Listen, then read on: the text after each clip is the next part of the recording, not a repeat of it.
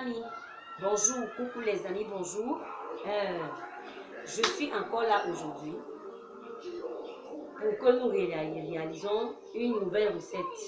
Mais avant de vous parler de cette nouvelle recette, j'espère que vous avez passé une agréable nuit et que le Tout-Puissant vous a couvert de son sang.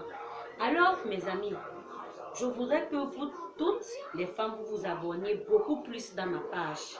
Parce que, avec moi, nous allons découvrir les merveilles des recettes de grand-mère.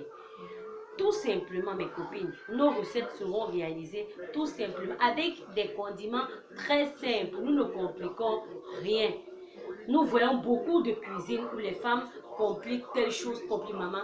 Chez moi ici, mes copines, maman, comme je vous dis, les mets là seront simples, aussi bonjour comme le bonjour qu'on dit dans la bouche. Donc, ensemble là, nous allons voir ces recettes de grand-mère là. Et elles seront très simples. Aujourd'hui donc, mes copines, nous allons faire les branchies de poisson. Le bouillon de ça, mes copines. Ah! Le bouillon de ça que nous allons faire aujourd'hui. Les branchies de poisson. Ah! Je suis sûre que certains d'entre vous se posent la question. Ah, on fait aussi le bouillon des branchies. Ah oui, oui, mes copines. Tout à l'heure, vous allez découvrir ça. Et ensemble, on va réaliser le bouillon de ces branchies-là. Alors, mes copines, restez scotchés. Vous allez découvrir. À tout à l'heure. Maintenant, nous sommes à la cuisine. Nous allons passer à la réalisation de notre bouillon des branchies. Alors, pour cela, je vais vous montrer les ingrédients qui sont aussi simples, comme je disais tout à l'heure. Alors ici, comme vous pouvez le voir, jansan, ail, oignon, une tomate, l'huile, le pébé. Ça, c'est le côté. Ça, c'est le côté. Ça, c'est le côté. Je crois que tout le monde connaît le côté. Et ça, c'est le bandajeka. En tout cas, mes copines, moi, je ne connais pas comment on appelle ça en français. Mais en Douala, on appelle ça bandajeka. Si vous allez au marché, vous demandez aux femmes qui vendent les condiments secs, elles vont vous dire. Et ça aussi, c'est la citronnelle. Je crois que tout le monde connaît la citronnelle.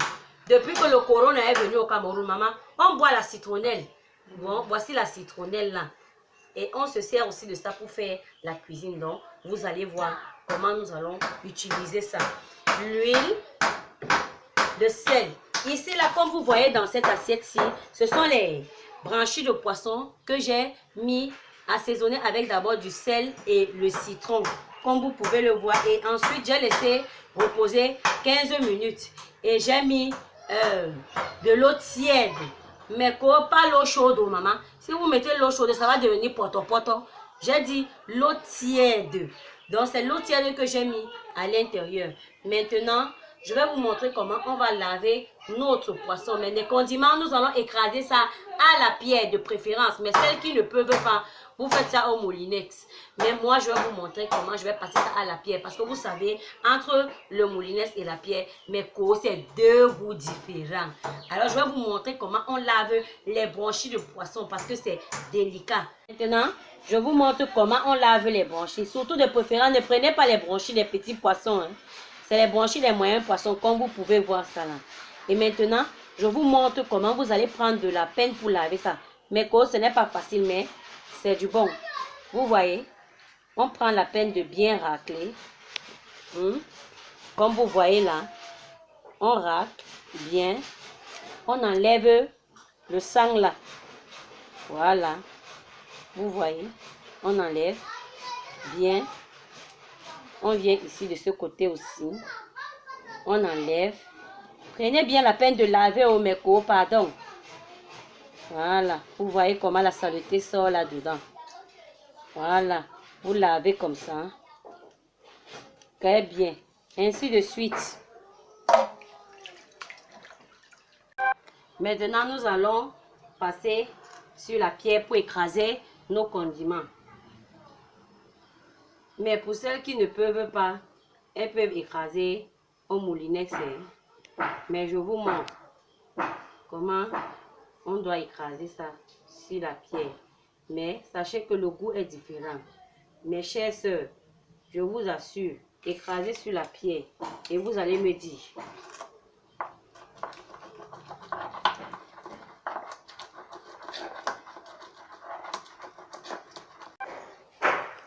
Maintenant, mes copines, regardez comment j'ai lavé le poisson. Il faut bien prendre le temps de laver. Les branchies là viennent avec un certain truc qui traîne au bas là. Il faut bien prendre le temps de laver ça. C'est ça qui a le goût plus que les branchies, mais les deux sont bons. Je voulais vous montrer comment on lave pour que ça soit bien propre. Maintenant, on met dans la marmite. On met le sel et nous allons aussi verser nos condiments. Les condiments. Avant de mettre les condiments, nous mettons ce que j'ai dit tout à l'heure, les bandajeka que vous voyez là, on lance. Il faut laver, mes copines, pardon, laver le corona. Vous lavez les bandajeka, vous lavez aussi la citronnelle que vous voyez que j'ai attachée comme ça, vous lancez à l'intérieur. Et voilà nos condiments que j'ai déjà écrasés sur la pierre. On introduit. Voilà. Et maintenant, on pose au feu. N'oubliez pas d'ajouter l'eau, mes cocos. Ce n'est pas la sauce tomate, mes cocos. C'est le bouillon. Donc, chacun met selon la quantité d'eau qu'il veut. Le bouillon, c'est le bouillon, mes cocos. Voilà. Une seule tomate. Le bouillon n'a pas besoin de beaucoup de tomates, pardon. Une seule tomate suffit. Comme je vous ai présenté tout à l'heure là. Voilà. Comme vous pouvez voir, j'ai posé au feu et nous allons laisser mijoter pour 10 à 9 minutes. Ok, à tout à l'heure mes puces. Comme vous pouvez voir, voilà notre bouillon de branchis. Maintenant, nous prenons notre huile. Nous ajoutons juste, nous mettons juste une petite quantité. Comme vous pouvez voir. Voilà, c'est bon. Et nous remuons juste pour 2 minutes et c'est prêt. Notre bouillon des branchies est prêt, comme vous pouvez voir. Ok, nous allons passer maintenant au service. Ok, voilà. Notre repas est servi sur la table. Alors, notre bouillon de branchies s'accompagne avec du riz, comme vous pouvez le voir là. Ce riz, comment je l'ai réalisé? J'ai coupé une tomate et j'ai posé la marmite au feu. J'ai versé de l'huile. Ensuite, j'ai mis cette tomate et le riz. J'ai remué pendant 4 minutes. Ensuite, j'ai mis de l'eau. Vous connaissez la suite de la cuisson du riz, mais je voulais vous montrer le départ. Et alors, voilà le résultat. Et en ce qui concerne aussi l'assaisonnement, vous savez, tout le monde ne consomme pas le cube, donc c'est facultatif. Celui qui veut y met le cube, celui qui veut y met son sel. Je vous assure, c'est bon et je vous dis bon appétit. Bon appétit et surtout n'oubliez pas de liker et de faire vos commentaires. Mouah, mouah, mouah. Mais le nom, avec moi ça ne risque pas d'arriver. Non, je vais me poser. Ne t'éloigne surtout pas de moi. Il y a quelques secondes encore t'étais là, à me toucher au prendre.